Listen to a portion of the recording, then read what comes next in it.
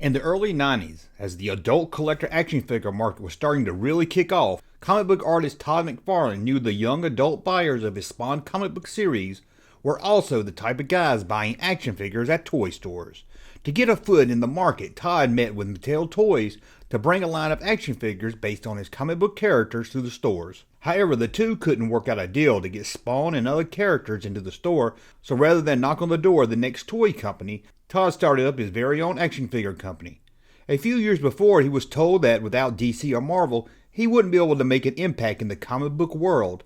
Todd didn't listen, and his Spawn comic book, released under Image Comics, was a huge hit.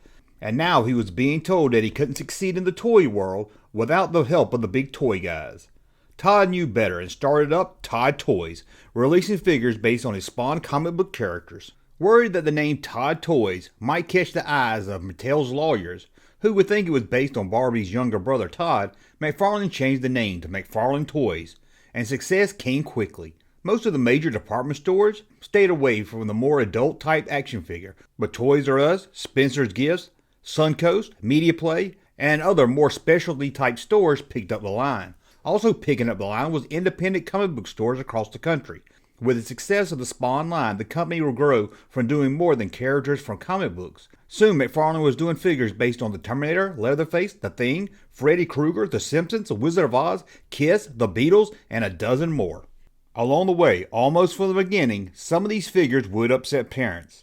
One of the earliest ones to raise concerns with parents was a figure based on Angela from the Spawn comics.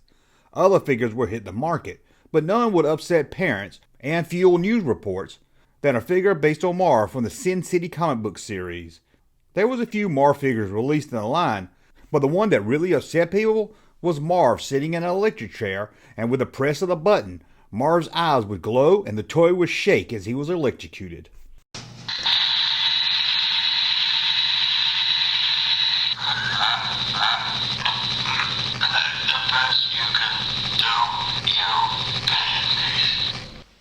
A reporter for the Tampa Bay Times would write, "I feel sick just looking at this prison-grade chunk of plastic." And then they would go on about how they missed the days of family-friendly toys like Cabbage Patch Kids and Betsy Wetsy dolls.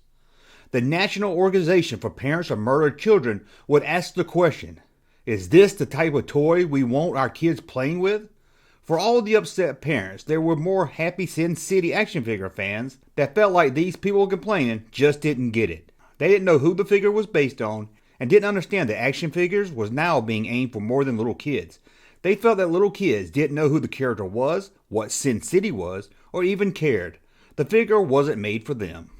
A concerned parent told the Washington Post that he saw it at a comic book store while shopping for a comic book with his son. "This is really disgusting. I don't think this should be sold," he told the newspaper reporter, adding that he was strongly against corporal punishment.